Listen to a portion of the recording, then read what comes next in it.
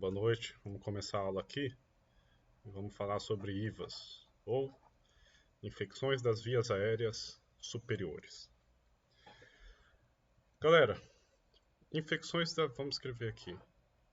Infecções das vias aéreas superiores. Se existe vias aéreas superiores, existe também infecções de vias aéreas inferiores. Acho que fica claro esse raciocínio. Então a gente tem que definir o que é o marco para dividir superior e inferior. Então o marco vai ser a glote, tá? Então tudo acima da glote, que a gente vai estudar hoje, são as infecções das vias aéreas superiores. O que está abaixo da glote vai ser considerado infecções das vias aéreas inferiores, beleza? Grande parte das IVAs, pessoal, são causadas por vírus, tá? Então, vamos escrever aqui. A maior parte são causadas por vírus, tá? Vai ter uma exceção aqui dentro da IVAs, que a grande maioria vai ser causada por bactéria, que é a otite média aguda, tá? Ou OTA, ou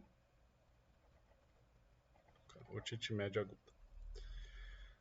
Na otite média aguda, os principais causadores são bactérias, tá? Essa vai ser a única exceção das infecções das vias aéreas superiores que vamos estudar aqui hoje, tá? Vamos começar logo pela exceção para já matar ela, beleza? Então vamos lá. Vamos estudar otite média aguda. Então, como eu disse, as principais são causadas por bactérias. E quais são essas bactérias causadoras de otite, as principais? Vamos colocar aqui. Primeiro, Streptococcus pneumoniae.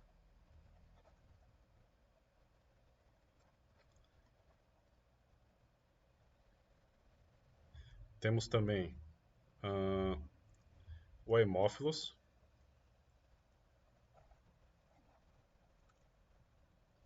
E também a Maxorella catarrhalis.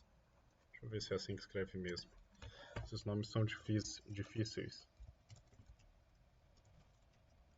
Moxarella catarrhalis. Moxarella catarrhalis. Beleza, galera? Porém, existem também vírus que causam otite média aguda. Tá? Então vamos escrever os principais que causam aqui. Nós vamos ter rinovírus, influenza e adenovírus. Beleza, pessoal? Lembrando que a maior parte da otite média aguda são causadas por bactérias. Tá, galera? Pegando isso, vamos falar um pouco sobre epidemiologia.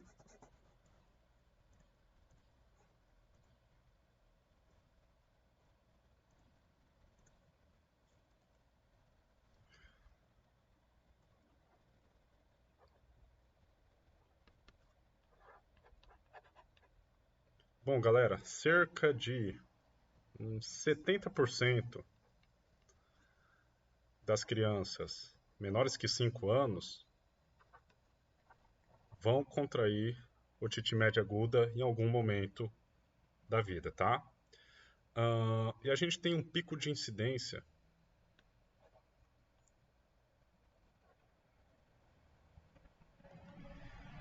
na idade entre 6 a 12 meses. Beleza, galera? Por que é mais fácil ter uma otite média aguda nas crianças? É devido ao fato da tuba externa da criança, isso já entraria na fisiopatologia, que é basicamente uma infecção, tá? A fisiopatologia das IVAs não tem muito o que ficar explorando, beleza, galera? Mas basicamente as crianças são mais acometidas porque a tuba auditiva delas além de ser horizontal, tá horizontalizada ainda, ela é menor, tá? E a gente lembra que existe conexão entre o sistema respiratório e o sistema auditivo, tá? Que é por meio da tuba auditiva. E a tuba auditiva, vou colocar aqui, das crianças. A tuba auditiva dos adultos, conforme o indivíduo vai envelhecendo, ela começa a ficar mais verticalizada, tá? Ela fica meio que na diagonal e o comprimento dela é maior, tá? Então, a gente tem basicamente, como vamos dizer, uma facilidade na infecção, tá? Na tuba auditiva das crianças. Beleza, pessoal? Galera, os principais sintomas, tá? De uma maneira geral, podemos citar otalgia, tá? Otalgia e febre. Além disso, pode ter sensação de entupimento do ouvido e, casos mais raros, algumas secreções. Beleza, galera? Quanto ao diagnóstico, vamos comentar de maneira antes de especificar da otite média aguda. Diagnóstico de IFAS, galera, tem que ficar claro, tá? Essencialmente clínico, tá? E a gente fala de particularidades, tá? De acordo com cada patologia, tá? Só que o diagnóstico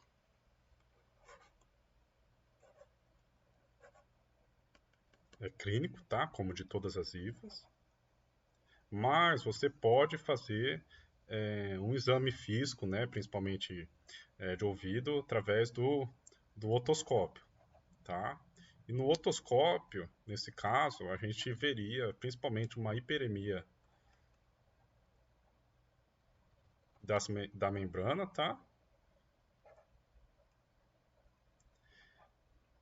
Casos mais raros, algumas secreções no ouvido médio. Além disso, pessoal, nós temos um sinal que se chama sinal de Shabe. Sinal de Shabe, deixa eu ver se é isso. Como se escreve? Sinal de Shabe.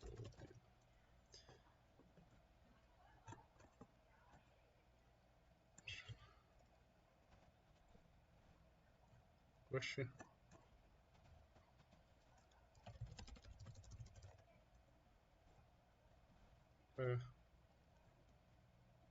Tem um sinal de Shabe, pulsação do ouvido.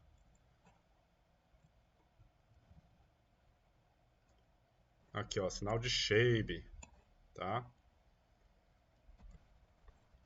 Shabe. Chama sinal de Shabe. O sinal de Shabe, galera, basicamente as pulsações auriculares do ouvido, elas batem, estão da mesma maneira que as pulsações cardíacas, tá? Pulsação auricular igual pulsação cardíaca. Beleza, galera? Como tratamento,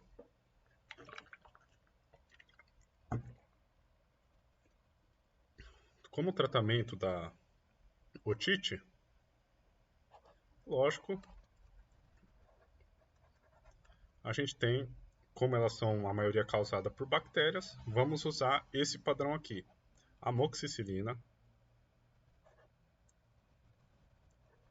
875 mg, com clavulanato, 125 mg, tá? Isso de 12 em 12 horas.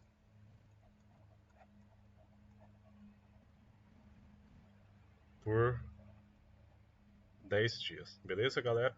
Pode ter outra conformação, outra posologia do amoxicilina, se não for encontrado em diversos postos, de amoxicilina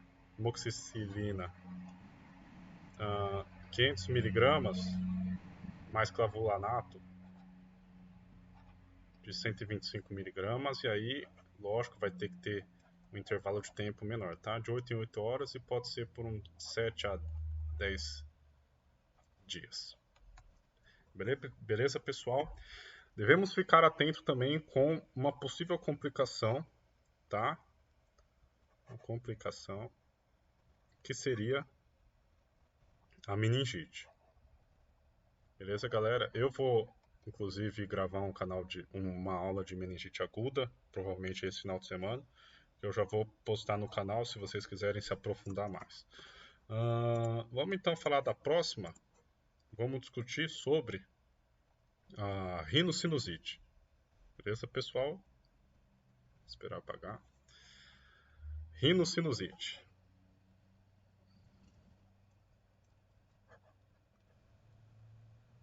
Pessoal, primeira coisa que devemos saber, agora já trabalhamos a exceção, né? Então vamos entrar na rinocinusite, que grande parte delas são causadas por vírus, a maior parte, tá? Vírus. Quais são os vírus causadores da rinocinusite? Então a gente tem rinovírus, adenovírus, influenza,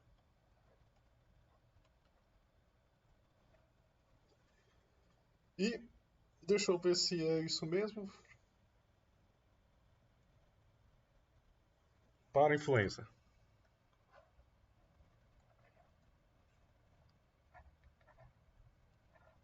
Beleza, galera?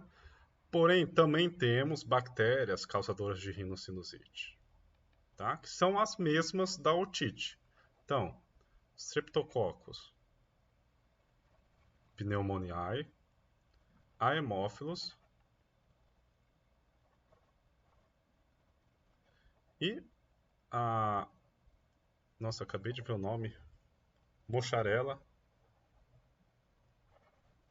catarrhalis. Beleza, galera? Como que acontece a rinocinusite? Basicamente, nós temos aí a obstrução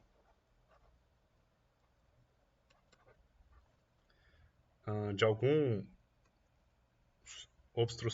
seio ou a obstrução da secreção de alguma coisa, e com isso nós temos o acúmulo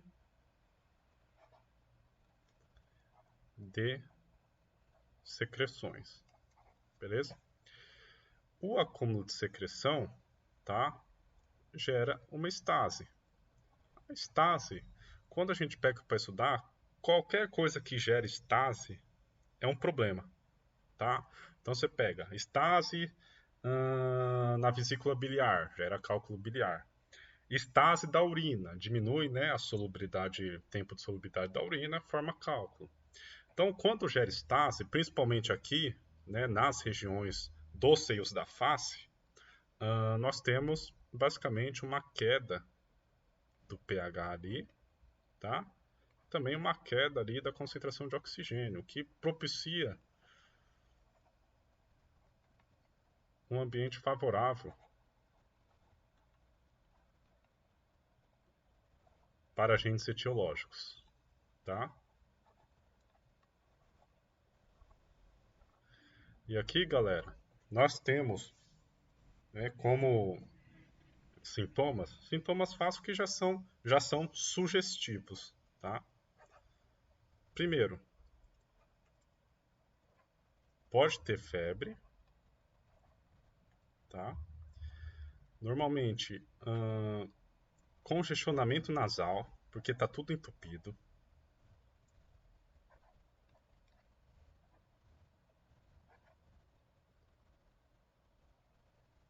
Dores nos seios da face, tá? E isso incluiria principalmente seio frontal e maxilar, tá? O seio esfenoidal, ele é mais difícil de acontecer rinocinusite porque é um seio mais interiorizado, tá? E as dores nos seios da face são justamente devido ao acúmulo de secreção, sensibilização da área, né? E, consequentemente, o próprio congestionamento nasal, tá? Inclusive, você pode também diminuição do olfato. Beleza, galera?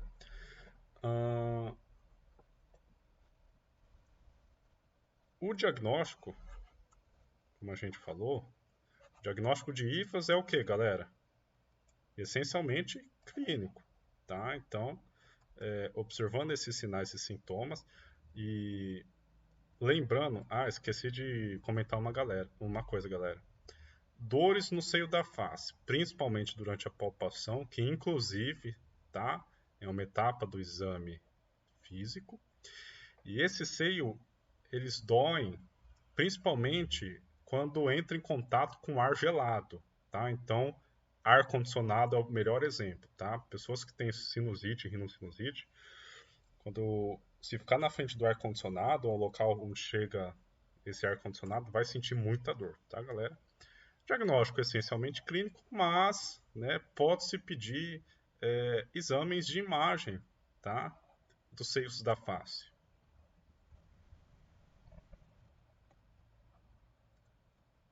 Isso normalmente os otorrinos eles pedem, né?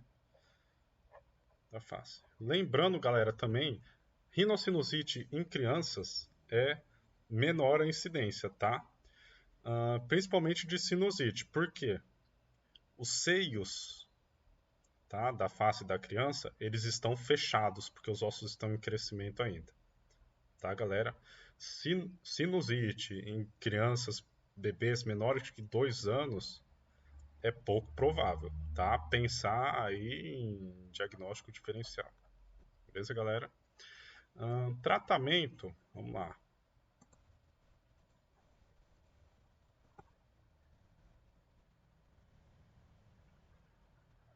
Apaga. Oxi, apagou. Tratamento. Como nós vimos que os maiores causadores de rinocinusite são vírus, tá? Então, tratamento viral ele vai ser basicamente sintomatológico, tá? Tratar os sintomas. E também, lógico, uma coisa muito importante é a lavagem nasal, tá? E aí recomenda-se, né, aquela lavagem nasal de alto volume e baixa pressão, tá? Que é aquela garrafa que você põe no nariz e lavagem nasal, tá? Para desobstruir os seios e etc.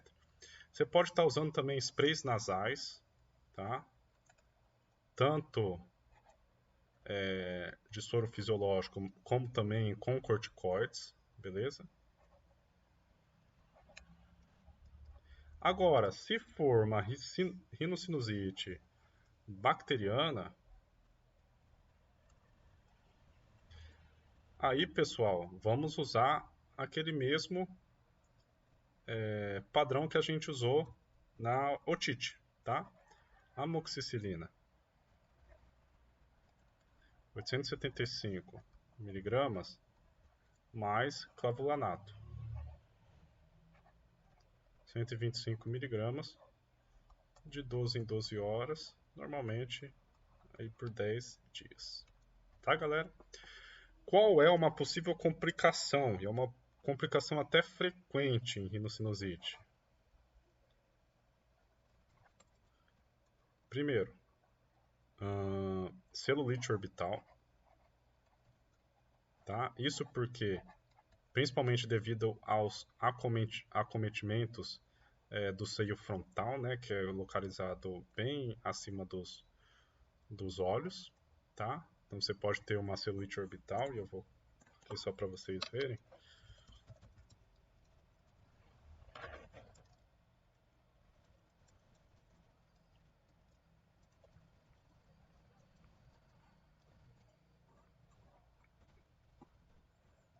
Aqui, ó como fica. Beleza? E outra que podemos ter é meningite também, tá, galera? E como tem comunicação com o sistema respiratório e o, o autivo, lembra das tubas que a gente acabou de comentar? Então pode ter também otite, tá? Beleza, vamos passar agora para faringoamidalite. Já vou ter que sair, hein, galera? Acho que eu vou ter que terminar esse vídeo outro dia. Faringo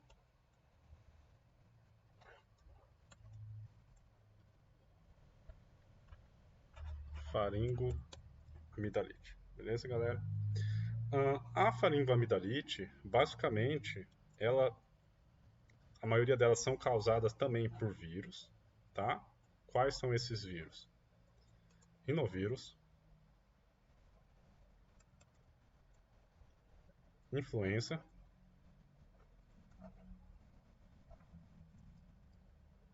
parainfluenza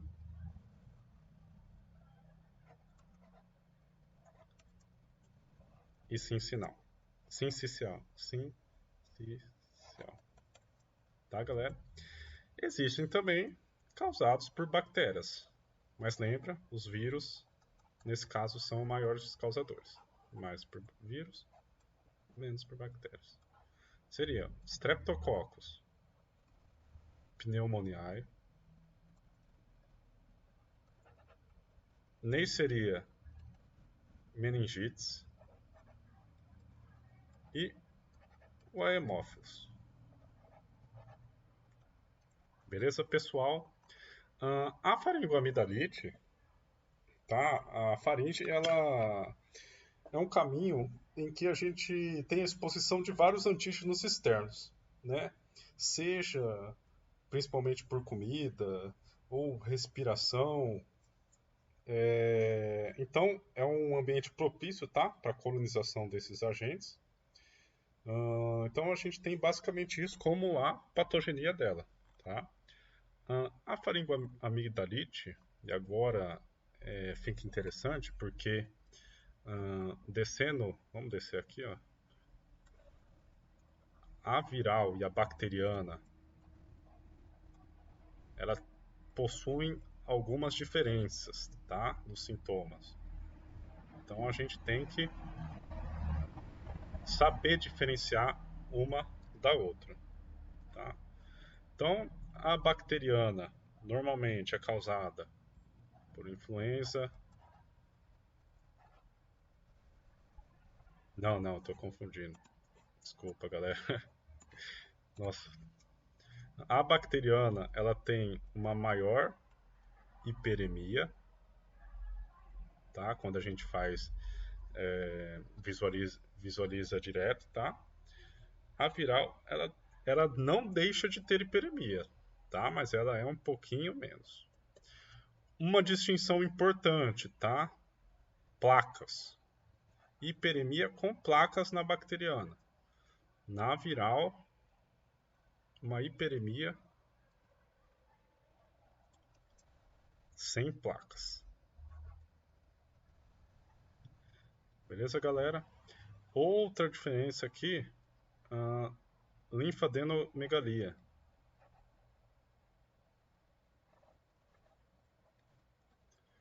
E aqui, normalmente não tem, tá?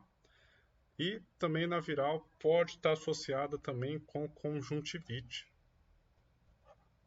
Principalmente em crianças, tá, galera? A gente vê no ambulatório, chegando aquela criança com sintoma de faringoamidalite e o olho coçando vermelho, a tendência de ser viral é muito grande, tá, galera?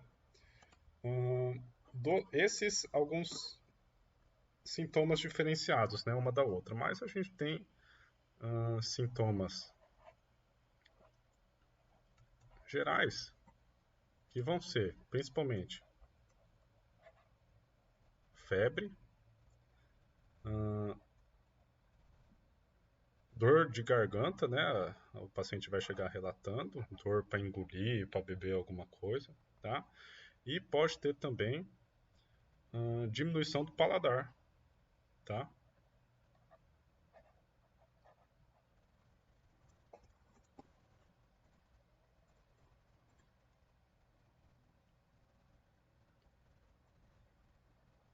Deixa eu apagar aqui. Galera, e o tratamento?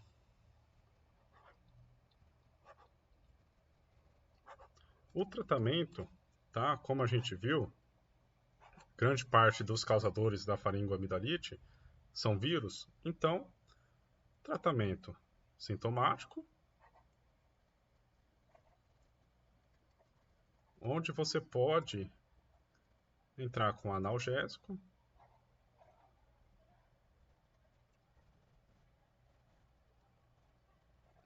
anti-inflamatórios,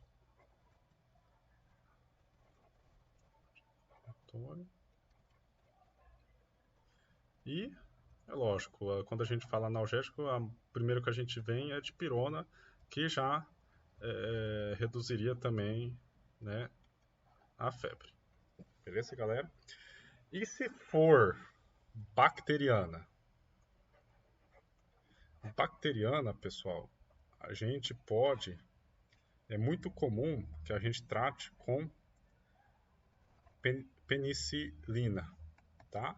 E aqui entra aquela famosa injeção, né, de penicilina, que é o benzetacil, que é uma injeção que dói pra caramba, só que resolve, né, pessoal?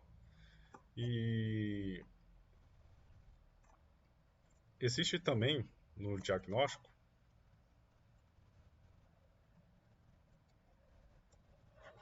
o diagnóstico, como eu disse, das IVAs, essencialmente clínico, tá? Mas pode ter alguma pegadinha em provas ou provas de residência, e os livros também trazem que, apesar do diagnóstico das IVAs serem essencialmente clínico, o padrão ouro aqui na faringoamidalite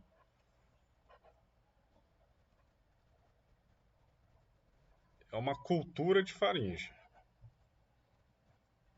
tá? Fiquem atentos com esse detalhe. Galera, eu vou precisar sair, vou buscar minha namorada e depois a gente termina essa aula, tá? A gente precisa falar também de laringite, diferenciar gripe de resfriado, tá? E também tem uma perguntinha muito simples, que é de tratamento empírico.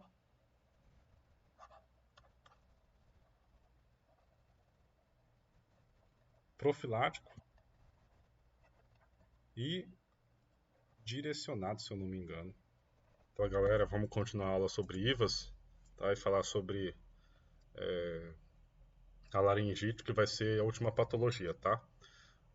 Laringite, como o próprio termo já diz, ite, laringe, inflamação da laringe, beleza? Lembrando que os maiores causadores das IVAs são vírus, né, com exceção da otite média aguda.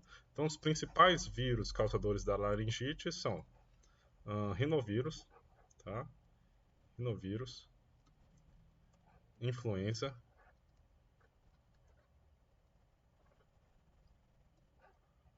parainfluenza,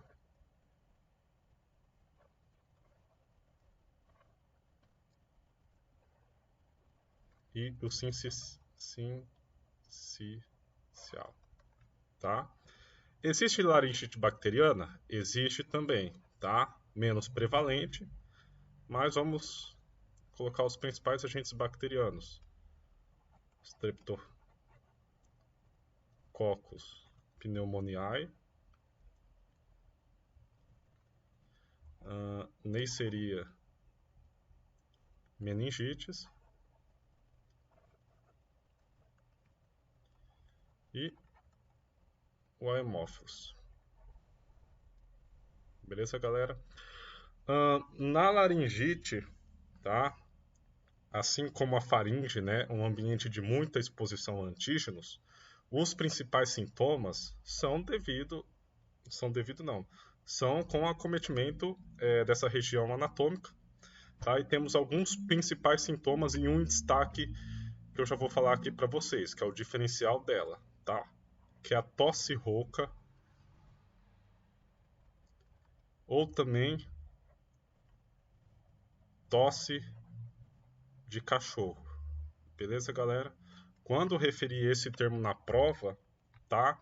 Tosse rouca ou tosse de cachorro, grande chance de já ser laringite, beleza? Dentre outras, nós temos, assim como a faringite, né? Dor ao engolir, dificuldade na deglutição,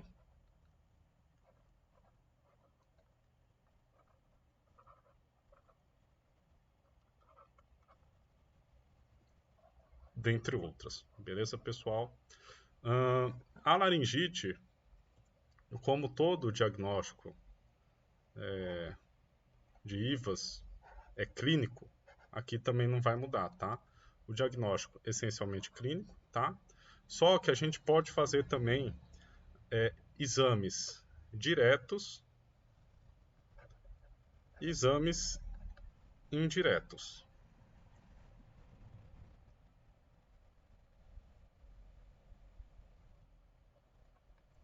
Beleza, pessoal? Quanto aos exames diretos, nós temos a laringoscopia, tá? Normalmente, o otorrino que possui os instrumentos para fazer. E o exame indireto é um exame que também pode ser conhecido como o exame ou teste do espelho. Tá? Por quê?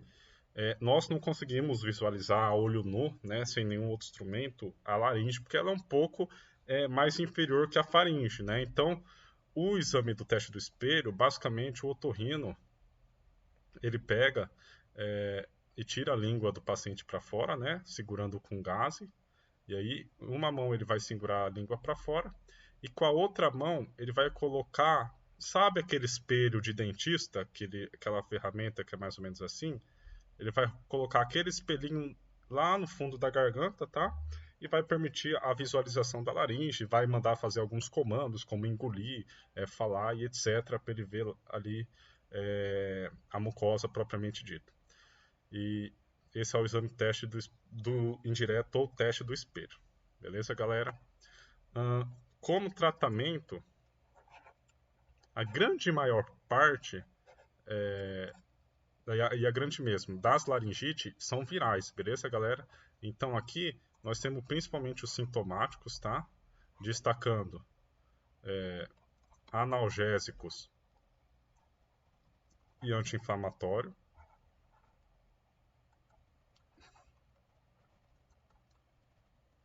Anti-inflamatório. Beleza, galera? Bacteriana é muito menos comum, tá? Então aqui a gente não precisa saber detalhadamente em um primeiro momento, tá? Para essa prova.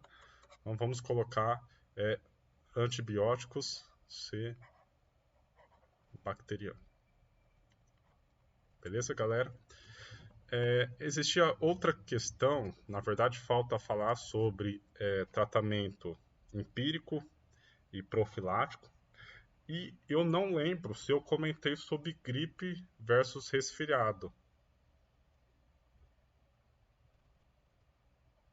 Será que eu comentei? Eu acho que eu comentei. Na verdade, eu vou explicar sobre o tratamento, tá? E depois eu vou pausar esse vídeo, entrar nos vídeos salvos e ver se eu comentei. Beleza, galera? Provavelmente vai ter uma questão também sobre tratamento empírico e versus não, porque tem vários tipos também. Tratamento profilático. Pessoal, eu acho que nome empírico, tá? Como o próprio nome já diz. Na verdade, vamos fazer o empirismo, tá? É um termo, para quem não sabe. Tem. E aí eu não vou escrever, né? Senão nós vamos ficar escrevendo essas coisas.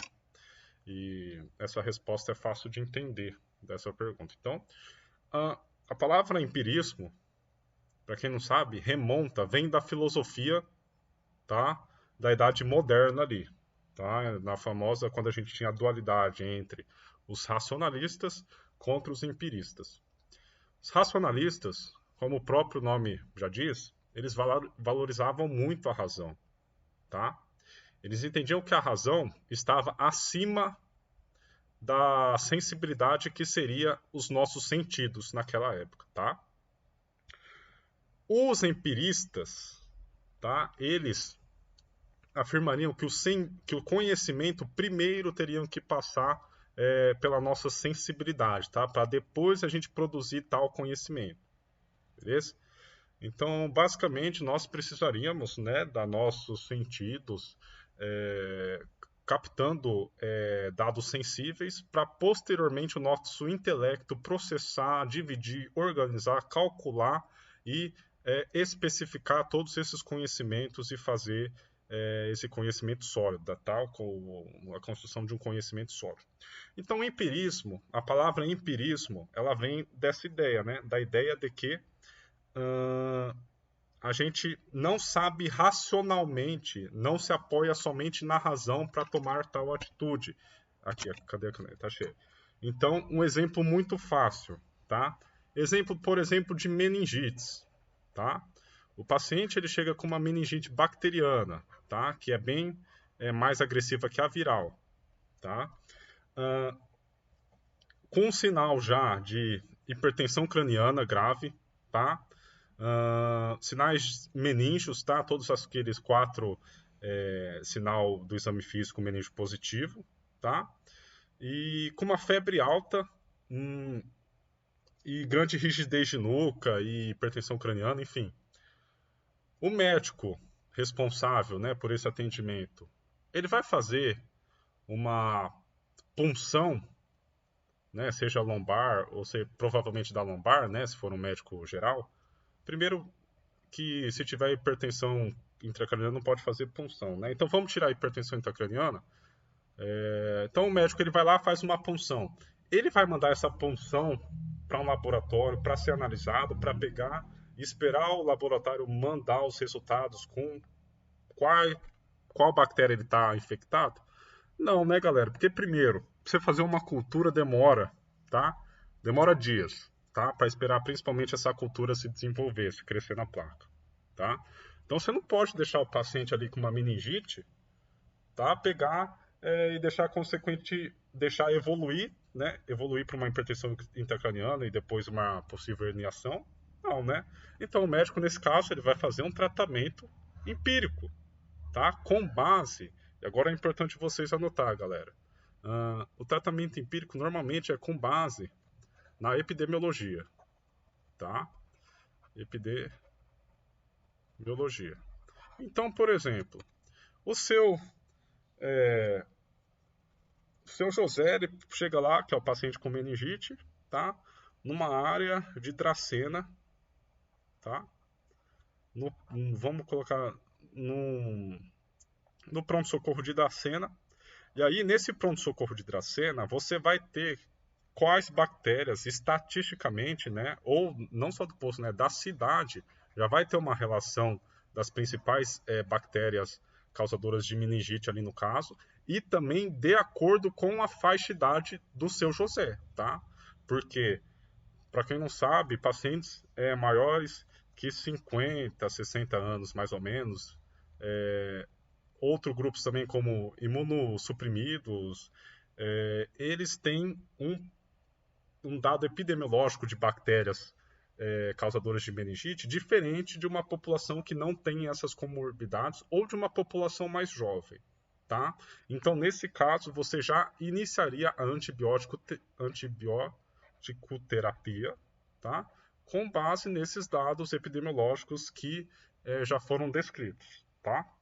Agora, o tratamento profilático, o próprio nome, a semântica do nome profilático quer dizer basicamente prevenção, tratamento de prevenção. Então você tem um episódio de abdômen agudo, tá? Que ainda não foi, por exemplo, perfurativo.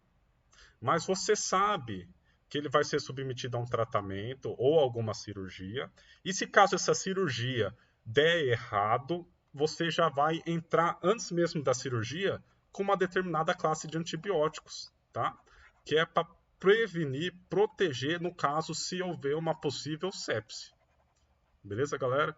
Não sei se fiquei claro, mas essa foi a melhor maneira que eu achei para explicar para vocês. E eu vou pausar o vídeo. Na verdade, eu vou pausar o vídeo, né? Para ver se eu já tinha explicado sobre gripe e resfriado.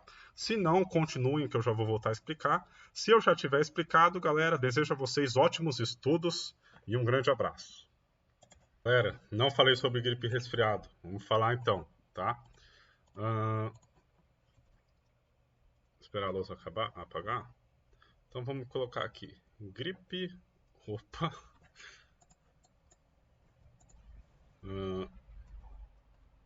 Gripe.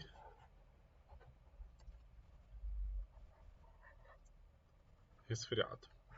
Aqui, galera, é óbvio. Os dois são causados por vírus, tá? Quais são os principais vírus causadores no caso de gripe? Vamos colocar influenza A e B, tá? Resfriado, rinovírus, adenovírus.